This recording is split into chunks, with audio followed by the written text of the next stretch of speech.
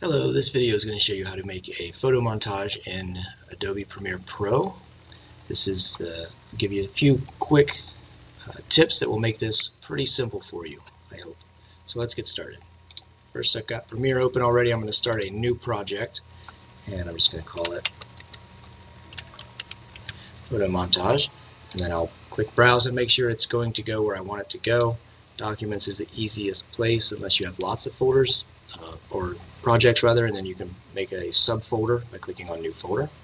I'm going to go ahead and click Documents for now, and then I'll click OK.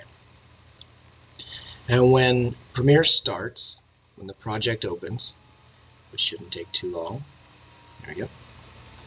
It starts in the mode I was in previously, which is Effects. I'm going to go ahead and move over to Assembly mode, and then I'm going to open my folder. So I've already got my pictures that I'm going to use in a file of their own. And so here it is, called Photo Montage. I'm going to double click that and press Control A on my keyboard. And then I'll just drag all of these photos at once into this project. I'm done with this now, so I can get rid of it. And these are all still selected. And so with them selected, I can just go ahead and drag them over into my timeline, and they'll all appear in my timeline.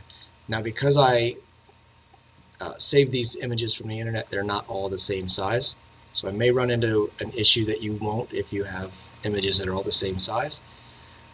There are a couple of ways to handle that. I can handle it here in Premiere, or I could have batch processed them in Photoshop, which would have been quicker. But because you're not likely to run into this issue, I'm going to just handle it here in Premiere. So right now, by default, every image is going to play for essentially 5 seconds. You can see this time here is 4:29. That's 4 seconds and 29 frames. So essentially that's 5 seconds. And that's a little long for these images to play. If I go ahead and play this, what you'll see is that 5 seconds to stare at a couple of koalas is a long time. And here's the first one. I believe this image is way too big to fit into this this size setting for the sequence. So there are a couple of ways to handle this. If I want to change the entire sequence to have either a larger or smaller frame, I can go to Sequence and choose Sequence Settings, and then I can look here. I've got width and height, so I can adjust those. This width and height matches the first image that dropped into the timeline. And so that's what it's going to be. I'm going to go ahead and change this to 1920. Before I click that, I didn't fix. I'm going to change it up here in my frame size, so it's not video previews. So that's 2000 by 1176. I'm going to change it to 1920 by 1080. And then I'll click OK. So that'll adjust my frame size. Let's take a look at the first one now. And that doesn't exactly fix the issue, but at least I know my frame size is correct to export for HD. What I can do is just select that image, go to Effects mode,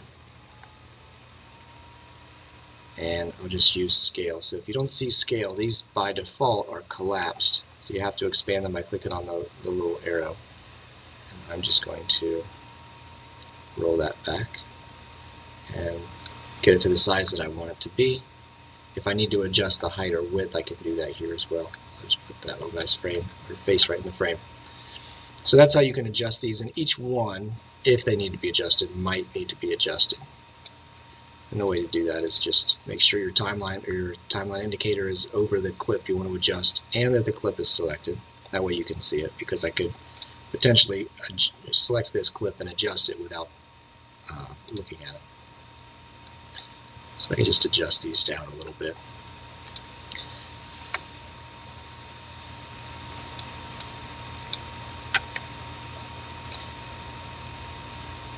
And so you get the idea there. Okay. I'm going to go ahead and zoom back out on my timeline so I can see all of my clips at once, and I'll click and drag to create a selection area that selects all of these images, and I'll just leave the rest of them how they are.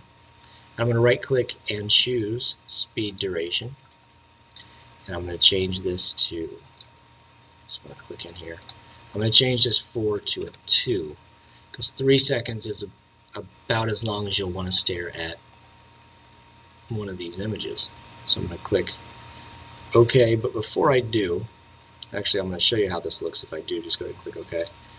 Now I've got gaps between each of them, so I'm going to click undo, go back to speed duration, and this time when I set my time, set that to 229, I'll select this ripple edit option and then click OK, and that automatically removes all those gaps and pushes everything back to the left. So there are no gaps anymore. And so when this plays now, each one will play for 3 seconds.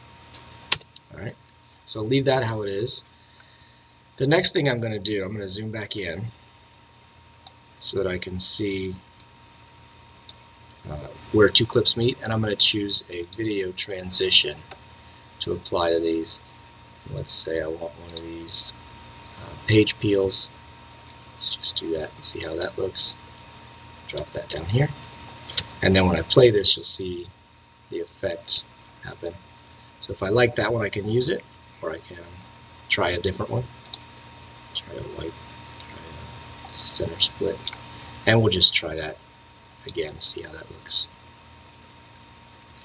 Alright, I'll go ahead and use that one for now, and what I'll do is right click on that transition, and I'm going to set selected as default. So now this is going to be my default transition and has that blue box around it. So I can select other ones, but they don't have that blue outline. So that's my default transition, and I'll come back into my timeline and go ahead and zoom out again. I'm going to click and drag to select all of them, and then I'm going to go to the sequence menu